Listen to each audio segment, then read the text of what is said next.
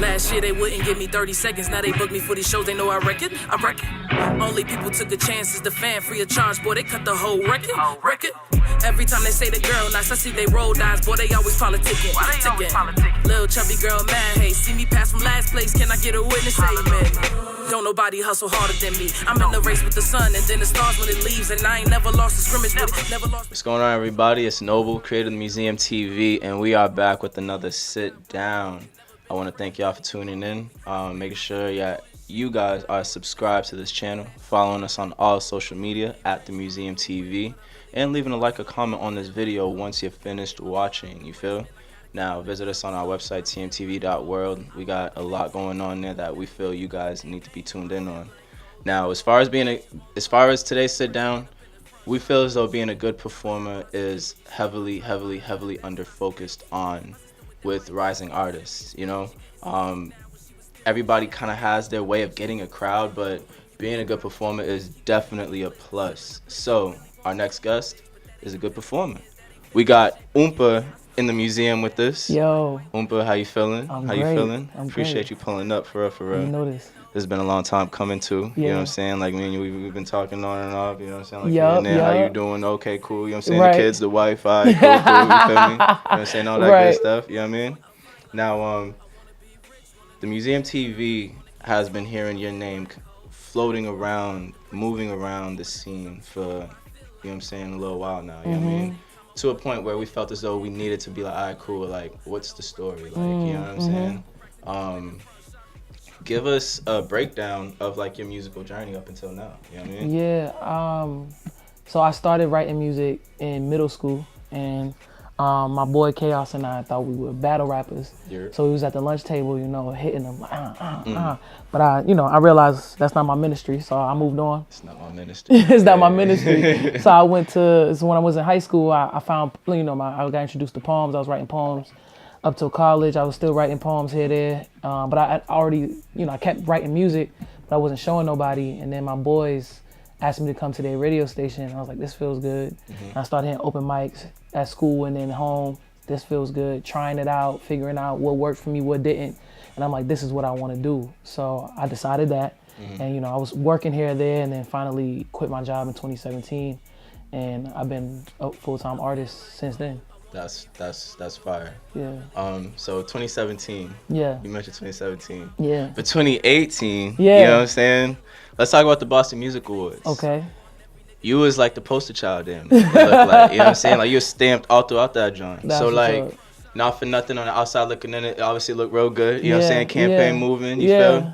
But like, tell us your involvement with the Boston Music Awards last year, Yeah. including like all your nominations. You feel? Word. So I was nominated. I did a show called The Verb from the Rooftop. I did that show for the Boston Music Awards in the year I was nominated in 2017, and I lost that.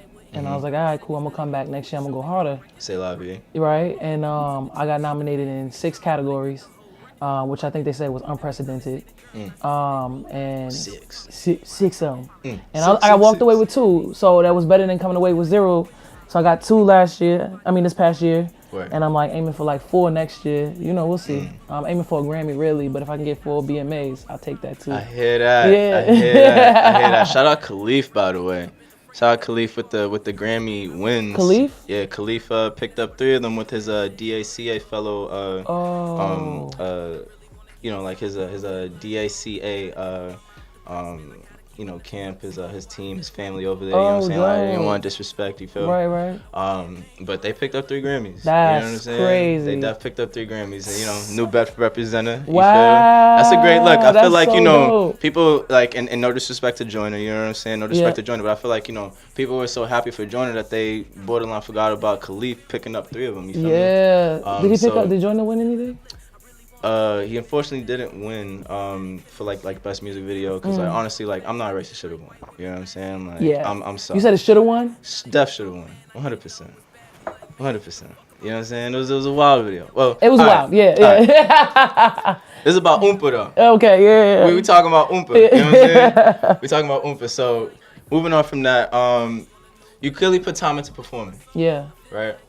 And I want to know, how important you feel being a good performer is, and what kind of an effect has being a good performer had on your career? Yeah, You know what I mean?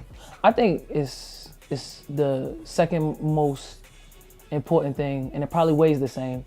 But I think the first is developing the craft, like the thing that you want to do. So if that's music, poems, interpretive dance, I don't know, I don't care what it is. If that's what you want to do, I think it's about putting the work in, learning how to do that as best as you can, figuring out who you are in that, and working on that. And then comes, if it's a performance art, then it's in the name. So you need to be able to connect with people, and like It is in the name. it's in the name, you know. So it's like if you don't know how to connect with people on a personal level as a good person, you can't be a good performer. I personally feel like, that's right. if you don't know who you are, how you gonna sell that to somebody? How you gonna convince somebody that you believe what you're saying and who you are if you don't believe it? So I think the work first is trying to figure out who you are and believing it, and then being able to translate that to the audience. I feel like that's like a huge thing that people always like just step over. The fact that like you really need to know yourself if you're gonna be able to even transmit any type of messages to anybody. You know what I'm saying? How's like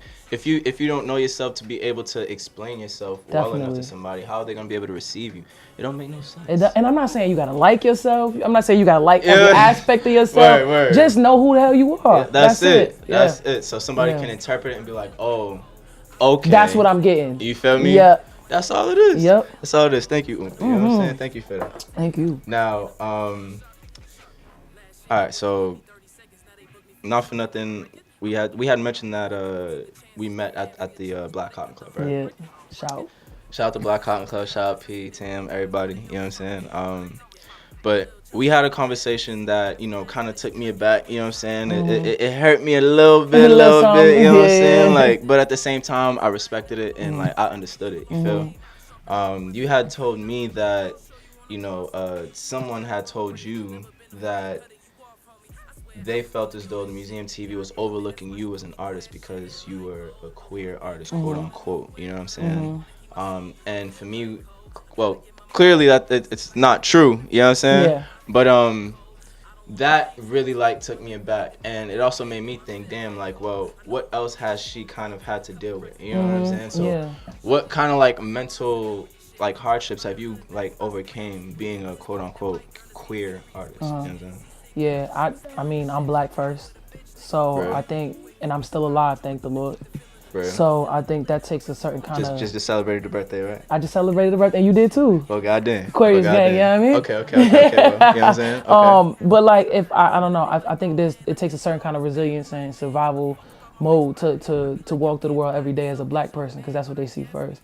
And so those skills transferable to being a queer artist too. It's transferable to being a fat girl. Like, it's transferable to being like, et cetera, et cetera. You know what I'm saying? There's so many walls up against you, no funny shit. Yeah, like, so many walls. It just is what it is. And I think, like, at the end of the day, what God gives you can't nobody take away. And I know I'm gonna be who I want to be.